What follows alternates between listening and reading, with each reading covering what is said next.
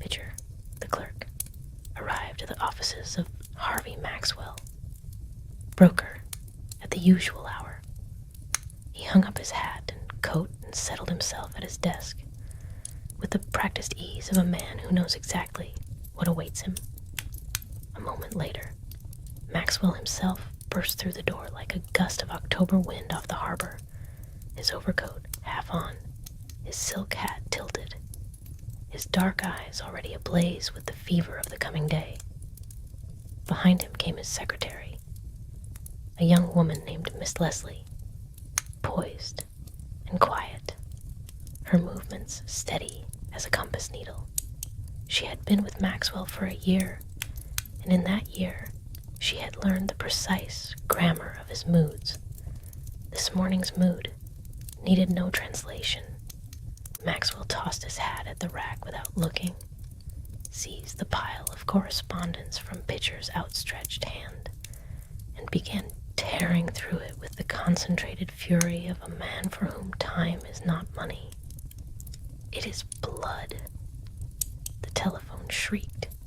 He caught it before the second ring. Figures poured from him in a torrent. Buy orders, sell orders, fractions and margins. Names rattled like dice in a cup. Miss Leslie seated herself at her own desk and drew her stenographer's pad toward her with a calm that seemed, in the surrounding storm, almost supernatural. The morning had begun in earnest. By 9 o'clock, the room had become something between a battlefield and a boiler room. Messenger boys skidded through the door in relays, flinging slips of paper onto Maxwell's desk, the way a conjurer produces scarves. Endlessly, improbably. The ticker in the corner chattered and hissed like a living thing. Maxwell stood at the center of it all, coatless now, his collar loosened, conducting the chaos with both hands at once, one gripping a telephone receiver, the other scrawling figures on a pad with a pencil worn to a nub. He shouted orders to Pitcher without turning his head. He corrected figures he had given 30 seconds before. He laughed once, a short, hard laugh, at some quotation that pleased him, and then forgot he had laughed. The great machine of the street had taken him in. He was no longer a man with a history, a home, a private life. He was pure function, pure transaction, a mind reduced to its most efficient instrument. Miss Leslie moved through it all like a calm river through rapids.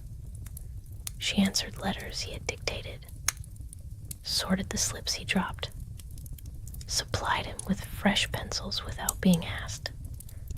She had long since ceased to expect that he would look at her.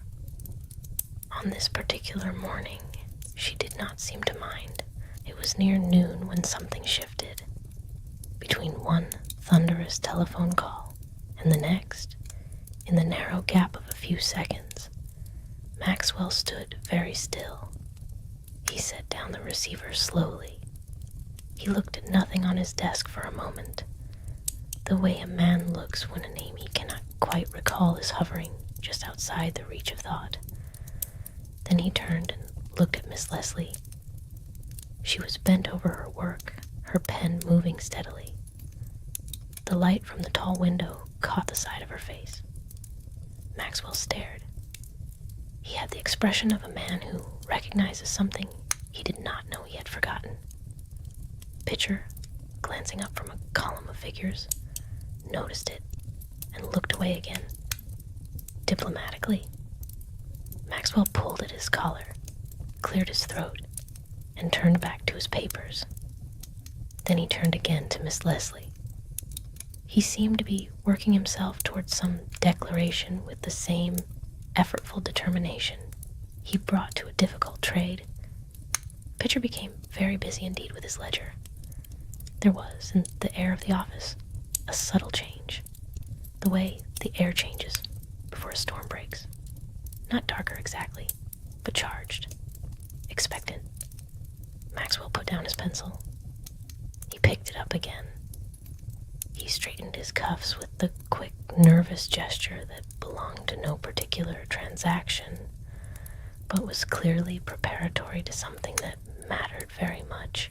Maxwell crossed the floor with the decisive stride he used when he had finally made up his mind about a trade he had been circling all morning. He stopped at Miss Leslie's desk. She looked up at him, waiting, her pen poised. He began by clearing his throat again. Then, in a voice that was somehow both businesslike and entirely unsteady, he spoke. He told her in rapid and somewhat tangled phrases that he'd been thinking, that he had been meaning to speak, that it seemed to him, he paused here, that it seemed to him that if she were willing and if she had any regard for him at all, he would consider himself the most fortunate of men if she would consent to marry him. He said it the way a man says a thing he has wanted to say for a long time and fears greatly that he has already left it too late. He stood before her, this captain of the market, this tyrant of the ticker, looking for all the world like a boy in his first year who has just asked for something he is not sure he deserves. Miss Leslie set her pen down. She looked up at him with clear and steady eyes. There was a pause, just long enough to be felt. Then the corners of her mouth lifted gently into the quietest and most patient of smiles. The smile of a woman who has heard something she already knows. She spoke very gently, the way one speaks to someone who has woken in a strange room and needs to be reoriented to the world. She reminded him that the previous evening, at 6 o'clock, they had been married. She said it plainly and warmly, without reproach, without so much as the shadow of a laugh at his expense, though she would have been well within her rights to laugh. Harvey Maxwell stared at her. Then, by slow degrees, the information completed its journey from his ears to the deeper country of his understanding. Something changed in his face. The taut, driven look of the trading floor dissolved, and beneath it appeared the face of a man. Simply that. A man in possession of the best piece of news he had ever received. He laughed. Not the short, hard laugh of the ticker room, but a real one. Full and warm. The laugh of relief and recognition and something very like joy. He took her hands. The picture developed a sudden and absorbing interest in the far corner of the ceiling. Outside, the street roared on. The bells, the voices, the ceaseless mechanical pulse of money in motion. But for one small moment, in a broker's office on a busy morning, a man remembered everything that mattered. Then the telephone shrieked again. Maxwell reached for it without letting go of her hand, and the day resumed